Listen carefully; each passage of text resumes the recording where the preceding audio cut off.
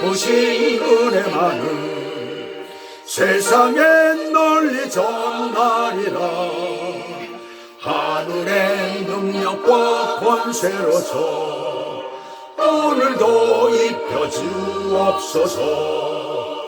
주여 성령의 은사들을 오늘도 내려 주옵소서. 성령의 뜨거운 불길로서 오늘도 충만케 하소서.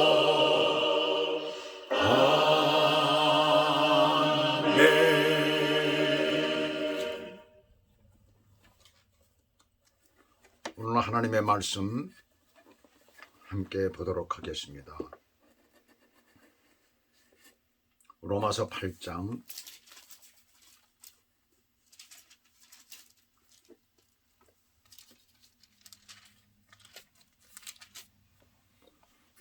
26절에서 30절까지입니다.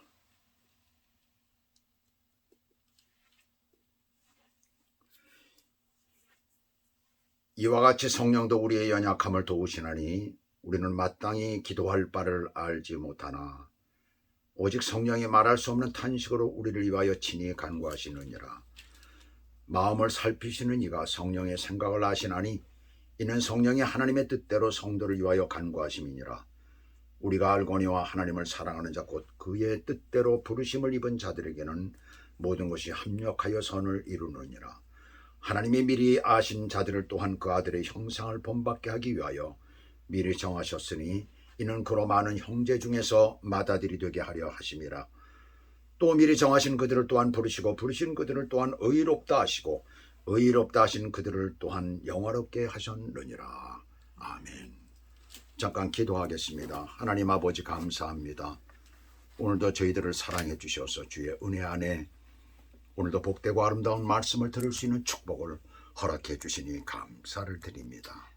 오늘도 하나님의 말씀 안에서 주께서 우리에게 원하시는 것, 주께서 우리에게 주시고자 하는 것을 우리의 온 몸과 마음과 우리의 영을 다하여 주의 그 복된 말씀을 온전히 받을 수 있도록 은혜를 베풀어 주시고, 또한 이 말씀 안에서 성령에 관해서 또한 우리를 도우시는 그 성령님을 우리가 바로 알고 하나님의 뜻대로 기도하는 믿음의 사람들이 되도록 축복해 주시옵소서. 예수 그리스도 이름으로 기도하였습니다. 아멘. 자, 오늘 하나님의 말씀 제목은 우리를 도우시는 성령이라는 말씀 제목을 잡았습니다. 미국의 어느 가정의 한 아버지가 가족들에게 교회 소식을 전했어요. 교회에 새 목사님이 오시게 되었는데 갓 신학교를 나온 사람이라는 내용이었어요. 이 말을 듣자 나이 어린 딸이 새파랗게 질려서 그 사람 오지 말게 해주세요. 무슨 소리를 지르는 거예요. 그 사람들이 깜짝 놀랐죠. 왜 그런가 하고 까닭을 알고 보니까 이 아이는 신학교를 묘지로 잘못 들었던 것입니다. 신학교는 영어로 뭐예요? 세미너리죠. 세미너리. 그리고 묘지는 뭡니까? 세미터리죠. 근데 T자 발음을 미국 사람들이 잘 안 하잖아요. 그러니까 세미너리를 잘못 이해를 해가지고 세미터리로 들었던 것이에요. 자, 이 잘못된 오해 속에서 우리는 중요한 것을 깨닫게 됩니다.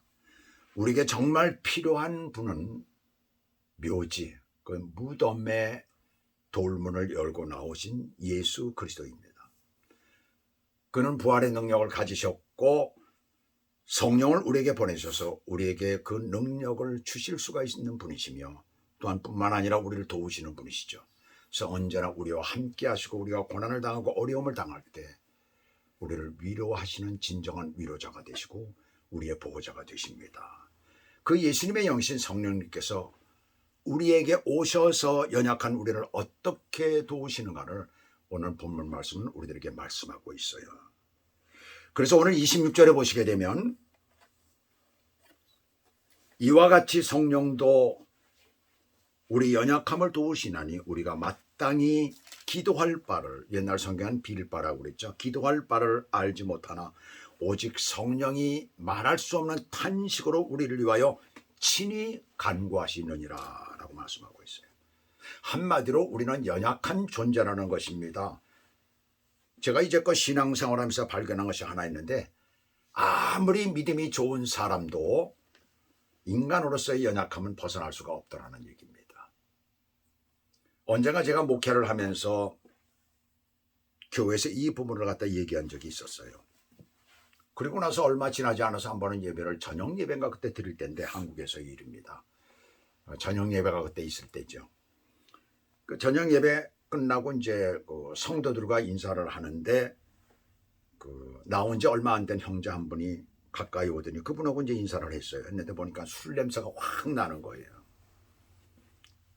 그래서 뭐라고 그럽니까? 제가 술을 드시고 오셨군요 라고 물어봤어요. 그랬더니 그분이 그렇게 얘기를 합니다. 목사님, 지난번에 목사님이 말씀하시기를 연약한 부분이 누구나에게 있다고 그러는데 제가 바로 이 부분이 연약합니다 라면서 제가 말한 것에 대해서 그런 식으로 변명을 하더라고요. 근데 연약이라는 말은 술 못 끊는 것을 말하는 것은 아니지요. 술은 우리의 의지로 얼마든지 끊을 수가 있는 것입니다. 우리의 의지로 못하는 것이 있어요. 나도 모르게 내 안에서 나오는 성질머리, 우리 너무나 잘 알잖아요. 그리고 나도 알지 못하는 그 정말 그 악한 부분들이, 사도 바울도 그런 고백을 했잖아요. 끊임없이 악한 것이 우리 안에서 나오고 있다라고 말을 하고 있죠. 미리부터 지금 털을 잡고 있는 악한 부분이 우리 안에 아직도 있다는 얘기입니다. 성령께서 들어오셔도 그렇다는 얘기죠. 그래서 우리는, 인간은 이 땅에 살면서 숨을 쉬고 있는 한 그 연약을 절대로 버릴 수가 없는 것이에요. 그래서 어느 신학자는 인간의 연약함을 가르쳐서 피조물답다 그러죠. 그래서 피조물다움이라는 그런 말을 갖다 붙였습니다. 자, 그렇다면 누구나가 연약한 존재라고 했는데, 우리가 연약할 때 특별히 영적으로 오는 현상이 있습니다. 그것이 무엇일까요? 육체적으로나 영적으로나 기도하는 힘을 잃게 된다는 거예요. 그렇게 될 때 우리는 우리의 힘으로 기도할 수가 없습니다. 이때 우리를 기도할 수 있도록 도우시는 분이 바로 성령님이라는 거예요. 특별히 사람은 누구나가 개인마다 다르지만 약한 부분이 다 있어요. 신앙생활하면서도 일어나는 문제들이 있습니다. 돈 문제도 있고 이성 문제도 있고 끊지 못하는 어떤 것들이 있어요. 어떤 사람은 전도사가 되었는데도 이 화토하는 거, 노름하는 것을 끊지 못해가지고 결국은 그 사람은 그 길로 가지를 못했습니다. 끊지를 못하는 거예요. 자, 그런 약한 부분을 갖다 우리는 주님께 맡기고 처리하지 않고 자기 뜻대로 마음대로 그것을 행하고 나아간다면 나중에는 어떻게 될까요? 디모데전서 4장 1절 2절은 이렇게 말씀하고 있습니다. 그러나 성령이 밝히 말씀하시기를 후일에 어떤 사람들이 믿음에서 떠나. 자, 이 사람들은 믿지 않는 사람들이 아니에요. 믿는 사람들, 교회에 나와서 신앙생활을 하는 사람들이라는 얘기입니다. 그런데 여기 보니까는 하나님의 말씀대로 순종하지 않고 믿음에서 떠나기 시작하면 어떤 일이 벌어지느냐 하면은 믿음에서 떠나게 되고 또 뭐예요? 미혹하게 하는 영과 귀신의 가르침을 쫓으리라 한다는 것입니다.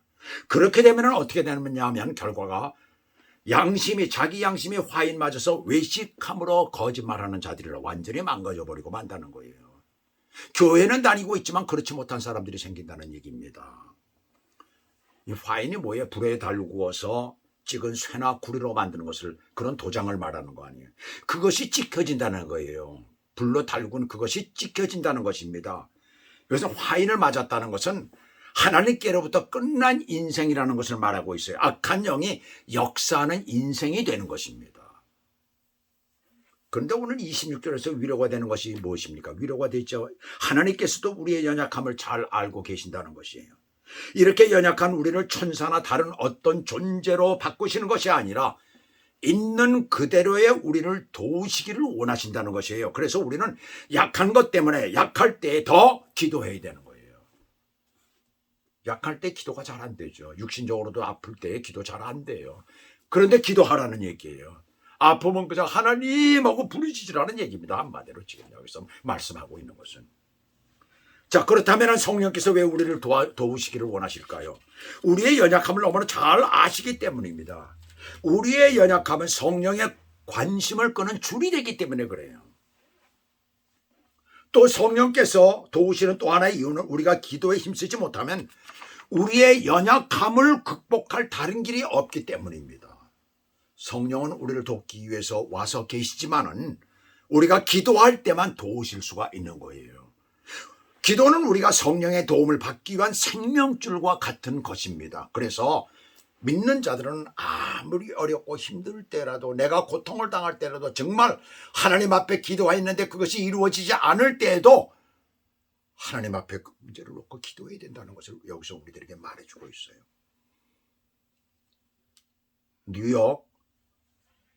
뉴욕에는 공항이 2개가 있죠. 큰 공항이 2개가 있습니다. 물론 자질구레한 공항들이 있습니다만 큰 공항. 하나는 존 F 케네디라고 외국만 나가는 그 공항이 있고, 또 하나는 라가디아 공항이라고 해가지고 국내선만 하는 그런 공항이 큰 게 2개가 있습니다. 물론 개인적인 공항들도 여러 개가 있어요. 많이 있죠. 그 라가디아 공항을 이룩한 그 US 에어웨이 여기가 5분 만에 허드슨 강에 떨어진 사건이 몇 년 전에 있었어요. 155명 모든 무사히 착륙한 아주 기적 같은 사건이었습니다. 근데 비행기가 떨어지는 순간 사람들은 어떤 행동을 취했을까요? 그 중에 그리스도인들은 어떤 행동을 취했을까요? 그 비행기에 탔던 사람이 기자들과 인터뷰한 내용이 잠깐 나오는데 제가 잠깐 읽어드리겠습니다.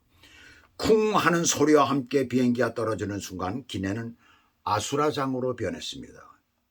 승무원들과 일부 승객들이 기도하는 소리가 들렸지요. 나도 머리를 숙여 의자를 붙잡고 기도를 했습니다. 왜 이런 비행기가 5분도 안 돼가지고 이륙한 지 5분도 안 돼가지고 이런 쿵 하는 소리 사고가 일어났을까요? 새떼 때문에 그렇습니다.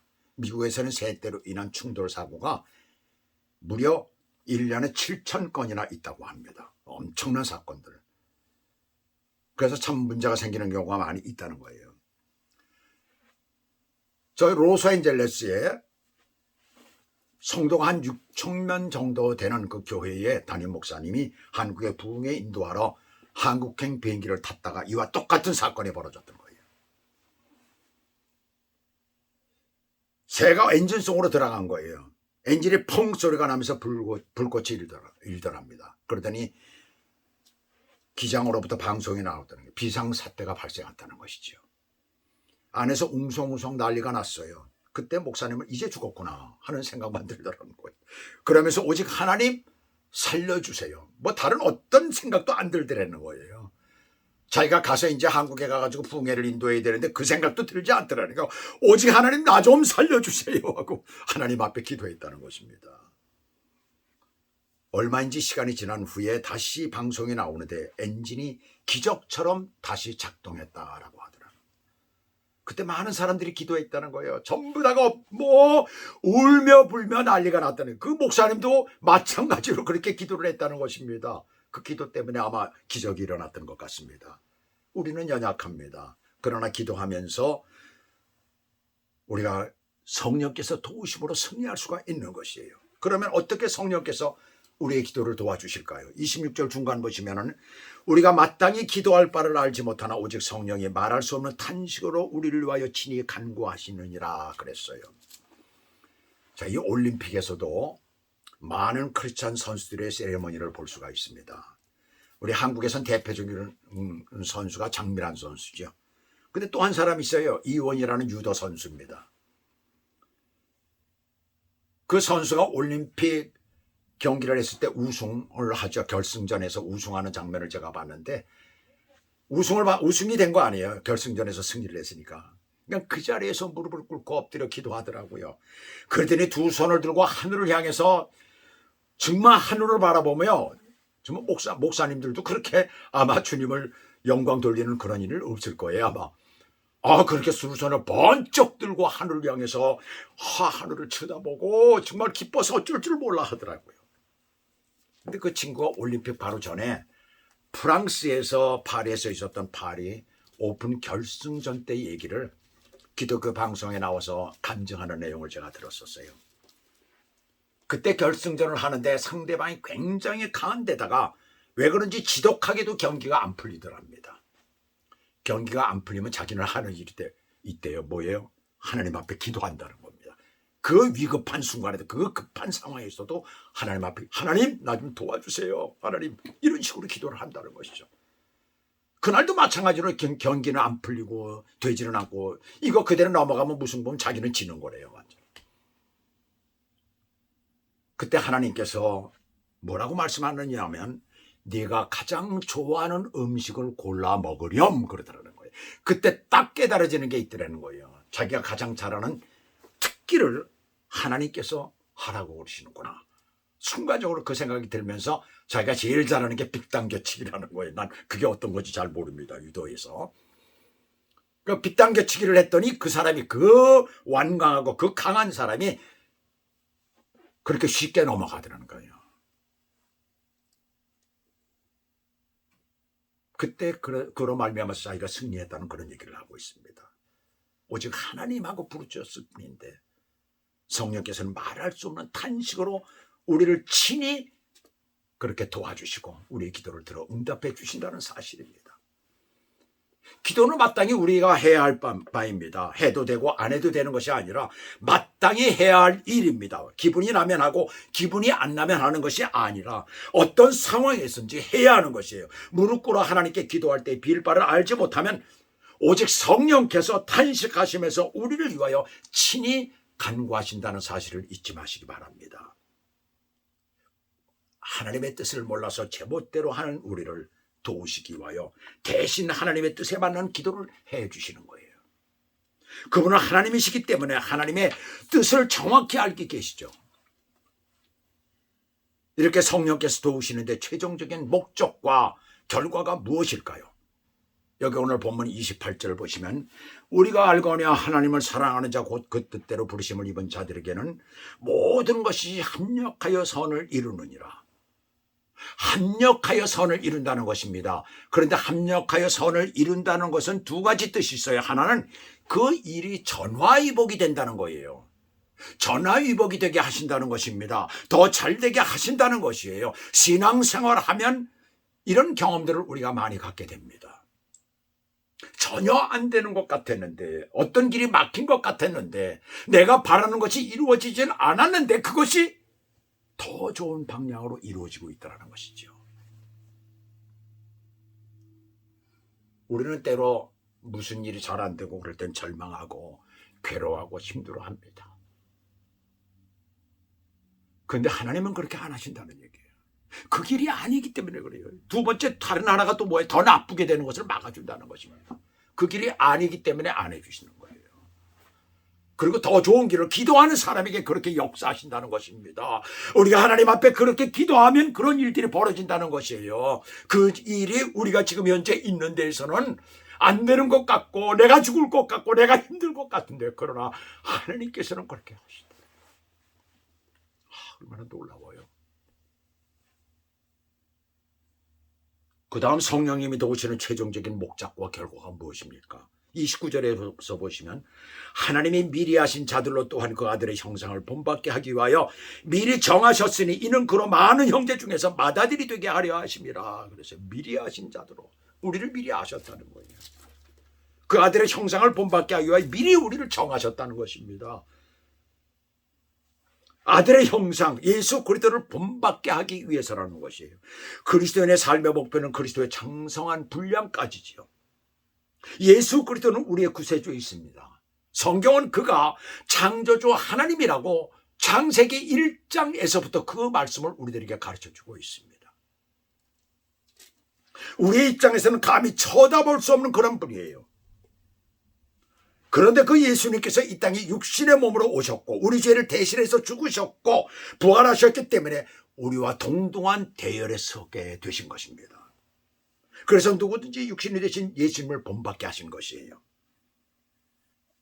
그 예수님이 맨 처음 부활하여 영원하게 되셨으니까 우리를 믿는 자들의 맏형님이 되시는 것입니다. 그래서 우리는 언젠가는 부활해서 그렇게 주님처럼 영원하게 된다라는 것을 우리들에게 보여주신 것입니다. 우리가 그 길을 가고 있는 것이에요.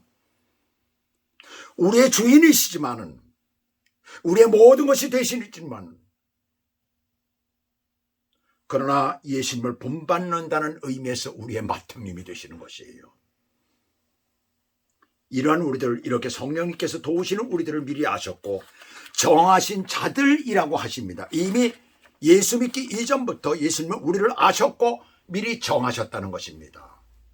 참 놀라운 일이죠. 그래서 여기서 예정론이 나오는데, 예정론을 잘못 이해를 하게 되면은 어떤 얘기가 나오느냐 하면, 하나님이 택하신 자들은 있기 때문에, 나 같은 사람은 하나님께서 택하시지 않았기 때문에, 미리 예정되지 않았기 때문에 나는 예수를 믿지 않아도 된다, 이런 얘기가 나옵니다.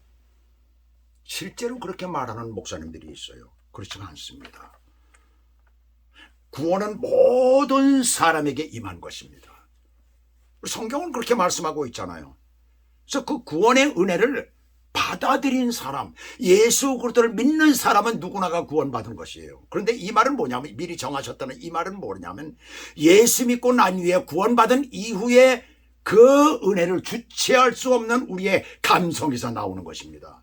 그렇잖아요. 그래서 우리도, 저 같은 경우도 구원받고 나서 하나님께서 나 같은 사람을 구원시키기 위해서 미리 하나님께서 그때부터 계획하고 계셨구나라는 것을 깨닫게 되는 거예요. 그것을 잘못 이해하게 되면 안 됩니다. 누구나가 구원받을 수가 있다는 얘기, 성경은 그렇게 말씀하고 있잖아요.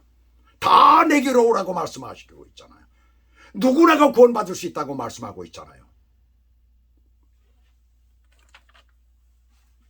자, 이 사도 바울을 보면은, 그는 예수 믿는 자들을 옥에 가두고 죽이는 일에 앞장섰던 사람이에요. 그러나 그가 주님을 만나고 주의 종이 된 후에 뭐라고 말합니까?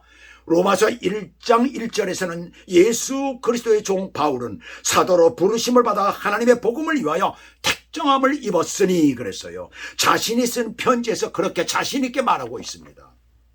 또 갈라디아서 1장 14절 15절에 보시게 되면, 내가 내 동족 여러 영겁자보다 유대교를 지나치게 믿어 내 조상의 유전에 대하여 더욱 열심히 있었으나, 자, 이때는 어떤 사람이었어요? 기독교를 핍박하던 사람 아니에요. 예수 믿는 사람을 잡으러 다닌 사람 아닙니까? 죽이는 일에 앞장섰던 사람 아닙니까? 누가 그 사람이 예수 믿고 구원받는다고 생각했겠어요? 그가 그렇다면 그때 이미 택감 받았다는 얘기입니다. 그때는 아니라는 얘기 아니에요. 누구든지 그렇게 분이 생각할 수밖에 없잖아요. 아직도 믿지 않는 많은 사람들이 이 세상에 그렇게 생각하고 있을 것입니다. 근데 그렇지 않습니다. 누구나가 구원받을 수 있다는 것을 성경은 더 우리들에게 말씀하고 있다는 것을 우리가 기억해야 됩니다. 그러나 뭐라고 그래요? 내 어머니의 태로부터 나를 택정하시고, 이 세상에 태어나기 전에 어머니의 모태에 있을 때부터, 그때부터 자기를 택정했다는 거예요. 이런 은혜가 있는 거예요. 저도 그렇게 생각을 하고 있습니다. 나 같은 사람을 하나님께서 구원해 주시고 목사로 삼아 주셨는데, 벌써부터 하나님이 나를 그렇게 보셨어, 계획하고 계셔서 나는 그 은혜 안에 살고 있습니다. 그것이 바로 하나님께서 우리에게 주신 큰 놀라운 은혜가 되는 거예요. 자, 그러나 신앙전 박태선이 같은 사람은 어떻습니까? 장로교의 장로였잖아요. 처음에는 얼마나 역사가 많이 일어났습니까? 누구도 그가 하나님의 하나님이 사랑하시는 자라는 것을 믿어 의심치 않았던 사람이에요. 그러나 그에게 교만이 들어갔습니다.